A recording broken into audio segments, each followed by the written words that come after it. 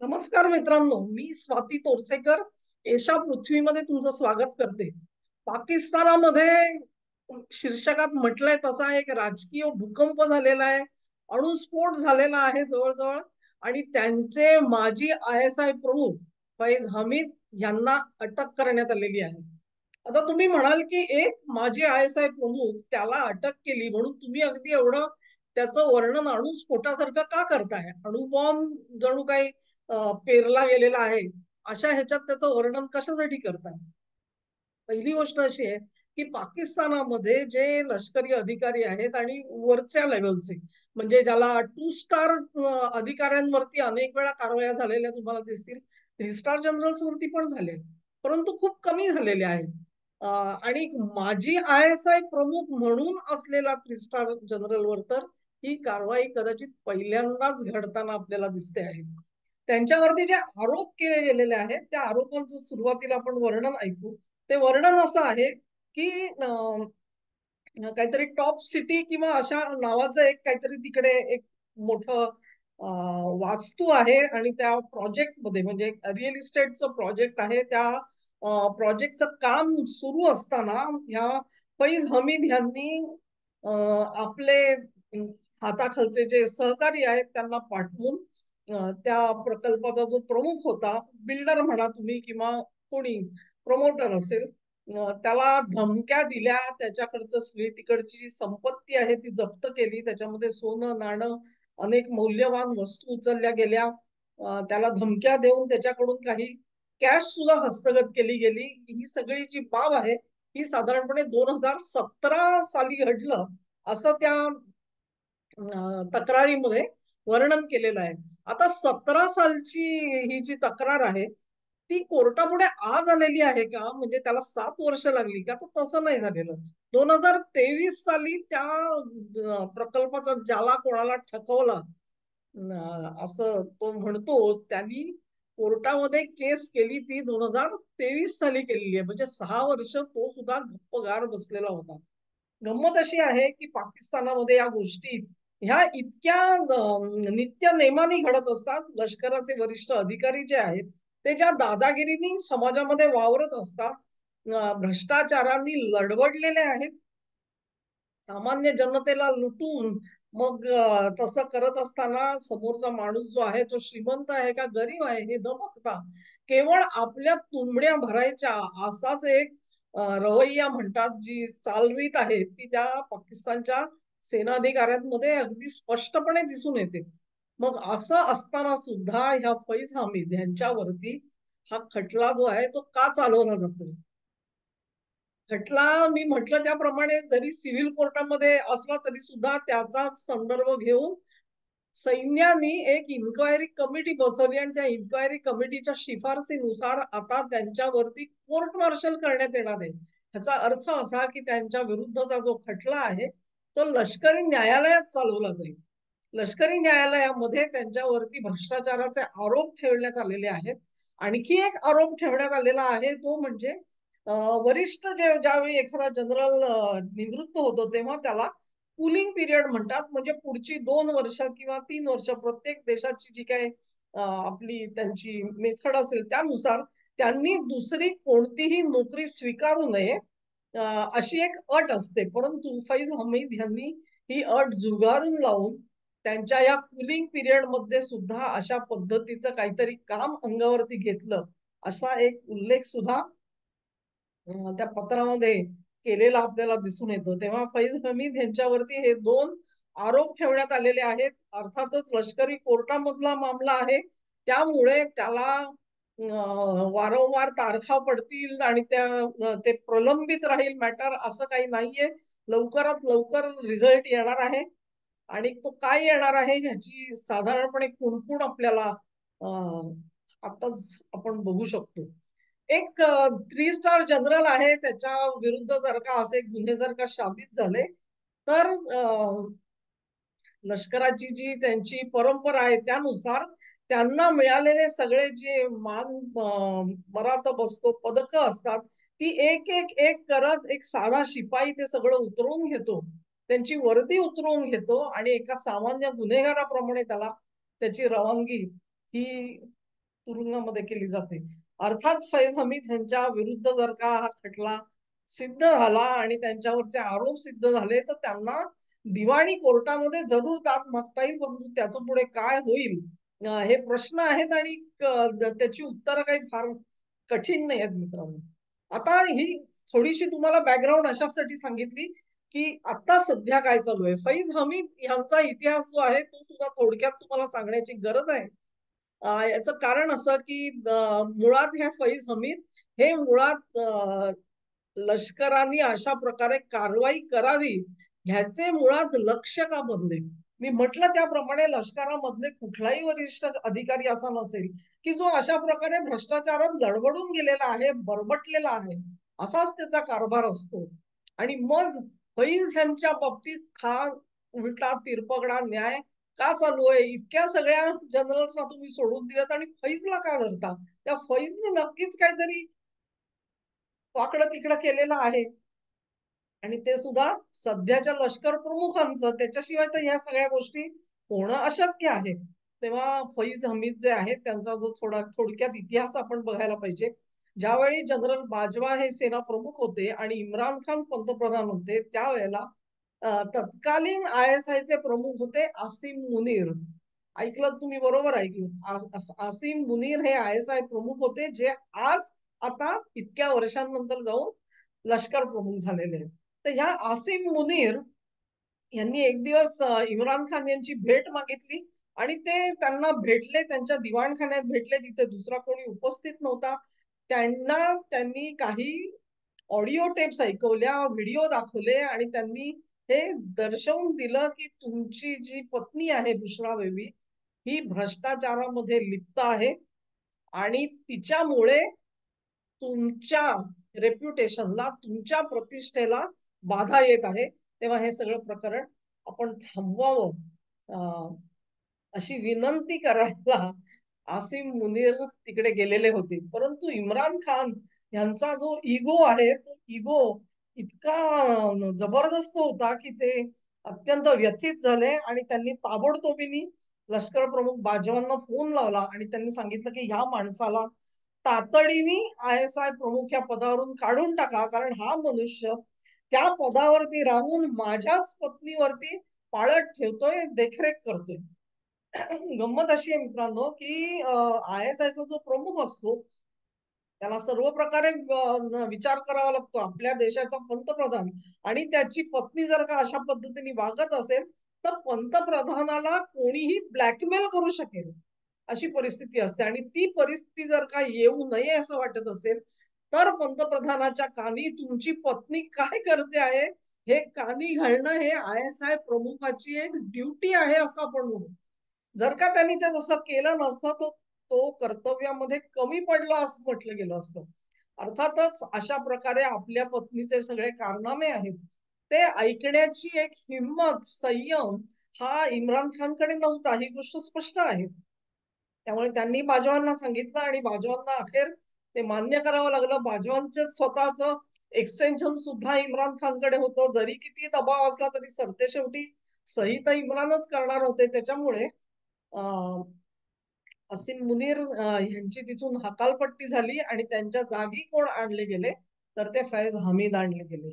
आणि फैज हमीद ह्यांचा त्याही अगोदरचा इतिहास असा की ज्या वेळेला इम्रान खान हे निवडणूक लढवत होते त्यावेळेला सैन्यानी सैन्य कंटाळलेलं होतं. ते नवाज शरीफ विरुद्ध तुमची बेनझीर भुट्टो ही जी दोन घराणी आहेत त्या दोन घराण्यांच्या राजकारणाला कंटाळले आणि तिसरा एक काहीतरी पर्याय आणावा म्हणून त्यांनी इम्रान खानची निवड केली. त्यावेळच्या निवडणुकीमध्ये अनेक गैरप्रकार घडले आणि इम्रान खानला अखेर विजयी घोषित करता यावं अशी परिस्थिती खुद्द लष्करानेच तयार करून दिली असे आरोप आज सुद्धा आपण ऐकतो आहोत. आणि हे सगळं जे केलं ना त्याच्यामध्ये फैज हमीदनी इम्रानला भरपूर मदत केलेली होती. अर्थातच मग फैज हमीद ज्या वेळेला ISI चे प्रमुख झाले त्यानंतर इम्रानच्या तक्रारी तर थांबल्या. फैज हमीद मात्र अत्यंत महत्वाकांक्षी माणूस होता आणि त्यांनी ISI प्रमुख म्हटल्यानंतर मित्रांनो कल्पना करा त्यांनी हेरांचं एक जाळं निर्माण केलं, स्वतःचं नेटवर्क तयार केलं, ज्यांची लॉयल्टी म्हणजे निष्ठा ही केवळ फैजकडे असेल अशा पद्धतीची माणसं मोक्याच्या क्षणी नेमणं, मोक्याच्या जागी नेमणं हे ISI प्रमुखाच्या हातात असतं. आणि फैज हमीद त्याच्यामध्ये कुठेही कमी पडले नाही. यानंतर परिस्थिती अशी आली की फैजची बदली करायची वेळ आली आणि त्याच्या आधीचे आसिम मुनीर जे आहेत त्यांना तर 9 महिन्यातच जावं लागलं इम्रान खानच्या आग्रहाखातर. खरं म्हणजे एक 2.5-3 वर्ष तरी एखादा ISI चा प्रमुख पदावर येतो आणि तो राहतो, पण मुनीर यांना राहता आलं नाही. फैज हमीद यांची सुद्धा मुदत संपत आल्यानंतर त्यांना ट्रान्सफर करावं म्हणून जे प्रस्ताव होते ते अखेर इम्रान खाननी फार त्याला म्हणू आपण नाईलाजाने स्वीकारले आणि त्यांना पेशावर इथे पाठवलं गेलेलं होतं. तर हे फैज हमीद जे आहेत ते उघडपणे असं म्हणायचे की इम्रान खान यांना आम्ही राजकारणामध्ये आणलं, त्यांच्या हातामध्ये ही जी सत्तेची धुरा देतोय ती काय केवळ 5 वर्षांसाठी देत नाही हो. आम्ही एक दूरगामी विचार केलेला आहे, आम्ही 10 वर्षांसाठी त्यांना इकडे आणलेलं आहे. त्यामुळे फैज हमीद जे आहेत त्यांनी इम्रान खानना पंतप्रधान बनवायचं आणि त्याच्या जोडीने स्वतःसाठी सुद्धा काही ना काही जे डावपेच आहेत ते अत्यंत दूरगामी विचारांनी केलेले होते असं आपल्याला दिसून येतं. परिस्थिती तशीच राहत नाही मित्रांनो, काही ना काहीतरी चढ उतार होत असतात आणि मग या सगळ्या डिस्पेन्सेशन मध्ये ज्यावेळी बाजवा बाजूला झाले आणि आसिम मुनीर जेव्हा लष्कर प्रमुख झाले त्यावेळी सगळी जी चक्र जी आहेत ती उलटी उलटी फिरायला लागली. त्याही अगोदरच्या काळामध्ये बाजवा असतानाच अखेर इम्रान खानला बाजूला करावं लागलं. त्यानंतर इम्रान खाननी पूर्ण पाकिस्तानमध्ये फिरून आपल्या बाजूने जनमत कसं वळवून घेतलं आणि मी एकटाच कसा होतो की जो भ्रष्टाचाराच्या विरुद्ध लढत होतो, संविधान बचाव त्यांच्या दृष्टीचं ते काय करत होतो, मी देशाच्या रक्षणाचा प्रयत्न करत होता आणि ही सगळी जी समोरची मंडळी आहे ती मला थांबवत होती. असं एक नॅरेटिव्ह तयार करण्यामध्ये इम्रान खान खरोखरच यशस्वी झाले. इम्रान खान ज्या पद्धतीने देशभर बैठका घेत होते, मी त्यावेळेला काही व्हिडिओ पण केले होते आणि मी म्हटलं होतं की त्यांना सॉलिड कुठून ना कुठून तरी चांगला पाठिंबा असल्याशिवाय हे शक्य होणार नाही. आणि तो जो पाठिंबा आहे, अनेकांचा तर्क असा होता की फैज हमीद हे ISIच्या प्रमुख पदावरती अनेक वर्ष राहिल्यामुळे त्यांनी जे स्वतःच एक जाळं तयार केलेलं होतं त्या जाळ्याचा वापर करून इम्रान खाननी हे सर्व डोलारा हा तयार केलेला होता. तेव्हा इम्रान खानचं पॉलिटिकल भवितव्य आणि फैज हमीद यांच्या करिअर मधले यशाचे टप्पे हे सगळे कसे असे जोडले गेलेले होते तुमच्या लक्षात येईल. पण काळ बदलतो तसा इम्रान खानच्या सुद्धा राजकीय जीवनामध्ये एक खूप मोठा खड्ड्याचा काळ सुरू झालेला आहे. या सगळ्यातून फैज हमीद हे आतापर्यंत सही सलामत सुटले असं म्हणता येईल, परंतु आता त्यांच्याही डोक्यावरती ही कुऱ्हाड कोसळलेली दिसते. हा झाला सगळा इतिहास थोडक्यामध्ये आत्ता काय चाललंय आणि फैज हमीद ह्यांच्या एकंदरीत त्यांचं जे पोझिशनिंग आहे पाकिस्तानच्या राजकारणामधलं त्याच्याबद्दल तुम्हाला ही माहिती दिली. परंतु तुम्ही म्हणाल की हे अचानक परत एकदा हे सगळं वादळ का उठतं आहे? ठीक आहे, इम्रान खान तर आता संपल्यात जमा आहेत. त्यांना राजकीय भवितव्य काही उरलेलं नाहीये. ज्या पद्धतीत त्यांच्यावर केसेस चालवल्या जात आहेत, त्यांच्या पाठीराख्यांना संपवून टाकलेलं आयुष्यातून उठवलेलं आहे. हा भले त्यांची काही सहकारी आहेत ते अपक्ष म्हणून उभे राहिले आणि चांगल्या मतांनी निवडून आले असतील, सगळं आहे. तर एक राजकीय प्रवाह आहे की जो जनमतामध्ये एक दृढता मिळवलेला आहे. हे सगळं जरी असलं तरी सुद्धा आजच्या राजकीय जीवनामध्ये इम्रान खान ह्यांची काय चढती कमान आहे असं कोणी म्हणू शकणार नाही. आणि मग अचानक या फैज हमीद यांच्यावरती ही सगळी कारवाई करायची कारण का लागलं? तर मित्रांनो इथेच खरी सगळी गोम आहे असं मला वाटतं. आणि गंमत अशी आहे की हे सगळ्या ज्या ऍक्शन्स घेतल्या गेल्या त्याच्यामध्ये दोन गोष्टी लक्षात घ्या तुम्ही की केवळ फैज हमीद जे आहेत त्यांच्यावरती लक्ष केंद्रित केलं जाणार आहे का त्यांच्या सोबतीने असं म्हणतात की आणखी 10-11 कोणी अधिकारी आहेत ज्यांच्यावर सुद्धा अशाच प्रकारची कारवाई होऊ शकते. म्हणजे फैज हमीद ह्यांच्या विश्वासातले आणि त्यांचे निष्ठावंत असलेले 10-11 जे ऑफिसर्स आहेत त्यांना सुद्धा याच भवितव्याला सामोरं जाणं लागणार आहे असे अंदाज तिकडचे तज्ज्ञ आणि जाणकार व्यक्त करत आहेत. ही परिस्थिती तिथेच थांबेल असं नाहीये, कारण फैज ह्यांना एका हाताला धरायचं, दुसऱ्या हाताला आसिम मुनीरला धरायचं आणि दोघांमध्ये भांडणं लावून देण्याचं काम जे आहे ते जनरल बाजवा करत होते. असा एक समज पसरलेला आहे. तेव्हा फैज प्रकरण जे आहे ते बाजवांच्या अंगलट येणार का? हा एक दुसरा प्रश्न आपल्या डोळ्यासमोर जरूर येतो. आणि मग या सगळ्या प्रकारामधून नेमकं काय घडणार आहे ह्याची आपल्याला सुळूक मिळायला लागते. तेव्हा अशी परिस्थिती आहे की फैज असेल किंवा इम्रान असेल यांना पॉलिटिकली संपूर्ण जमीन दोस्त करण्याचा, नायनाट त्यांचा पूर्ण करण्याचा जरी प्रयत्न झाला असला तरी सुद्धा मी म्हणते त्याप्रमाणे तो प्रवाह जो आहे मतप्रवाह तो अतिशय स्ट्रॉंग मतप्रवाह आहे. तो आज अंडरकरंट असेल, पाकिस्तानच्या जनजीवनामध्ये तो उजळ माथ्यांनी वावरत नसेल, पण कुठे असंतोषाला सुरुवात होईल आणि कुठे त्याचं पर्यवसान जे आहे ते एका मोठ्या उद्रेकात होईल ह्याचा अंदाज कोणाला येणं हे कठीण झालेलं आहे. आणि म्हणून फैजच्या मागे जाऊ शकेल असे जी लष्करामधला एक गट आहे त्या सगळ्या गटांना एक इशारा देण्याचं काम या खटल्यामधून केलं जातंय. ही एक महत्वाची गोष्ट आहे. आतमधलं जे इंटरनल सॅबोटेज ज्याला म्हणतात त्या लष्करामध्ये आतमध्येच पडलेली जी भगदाडं आहेत त्या भगदाडांनी ह्याची नोंद घेतली पाहिजे. म्हणून जे 11 ऑफिसर आहेत त्यांच्या सुद्धा वर कारवाई होण्याची शक्यता जी मी आहे ती त्याच्यासाठी वर्तवून दाखवते आहे. तेव्हा पाक लष्करामध्ये फूट पडणं हे महागात पडणार आहे पाकिस्तानला आणि त्याच्यासाठी ही कडक कारवाई केली जाणार आहे. जर जनरल बाजवांपर्यंत हे लोण पोचलं तर मग तुम्ही कल्पना करा की हे फैज असेल, बाजवा असेल, ह्यांच्या जे कोणी निष्ठावंत मंडळी आहेत ती किती व्यथित असतील आणि ती कुठल्याही क्षणी काहीतरी उठाव करण्याच्या परिस्थितीत आलेली नाहीयेत ना, बंडखोरीच्या परिस्थितीत आलेली नाहीयेत ना. या भीतीने पछाडलेल्या आजच्या लष्कर प्रमुखांना ही कारवाई करावी लागत आहे. आणि मग अचानक कोणीतरी 23 साली जातो, तो खटला भरतो आणि मग ते निमित्त करायचं आणि हे करायचं. 6 वर्ष ज्याच्यावरती काही तक्रार झाली नाही, कारवाई झाली नाही, ते प्रकरण असं उकरून काढायचं ही महत्वाची गोष्ट आपल्याला दिसून येते. तेव्हा मूळ जो प्रश्न आहे तो भ्रष्टाचाराचा नाहीच आहे. मूळ प्रश्न जो आहे तो लष्करामध्ये अशा पद्धतीची बेशिस्ती, बेदिली आणि बंडखोरी ही वाढू नये, तिला आळा घालता यावा, परावृत्त करता यावं अधिकाऱ्यांना, त्यासाठी केली गेलेली ही कारवाई दिसते आहे.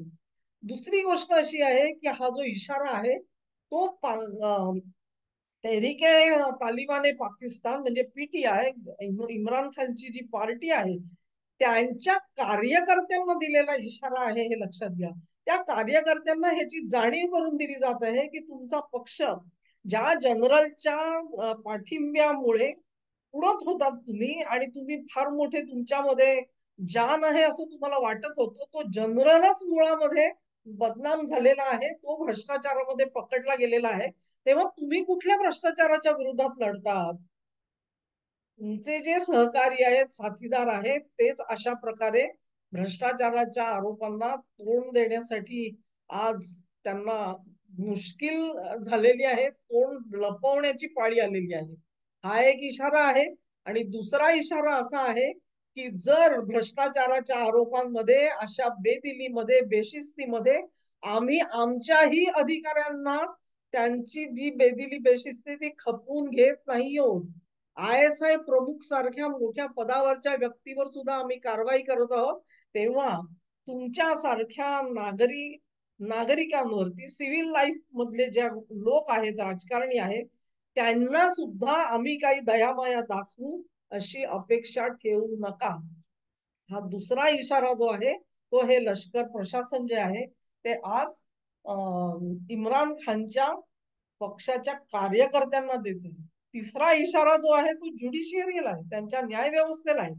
त्या न्याय व्यवस्थेला लष्कर प्रशासन सांगत आहे की बघा, लष्करामध्ये साफसफाई आम्ही सुरू केलेली आहे, आम्ही ती पूर्णत्वाला नेऊ, पण नागरी जीवनामधली जी साफसफाई आहे ती तुम्हाला करायची आहे. त्याच्यासाठी कंबर कसा आणि कुठेही कर्तव्यामध्ये कमी पडला आहात असं दिसता कामा नये.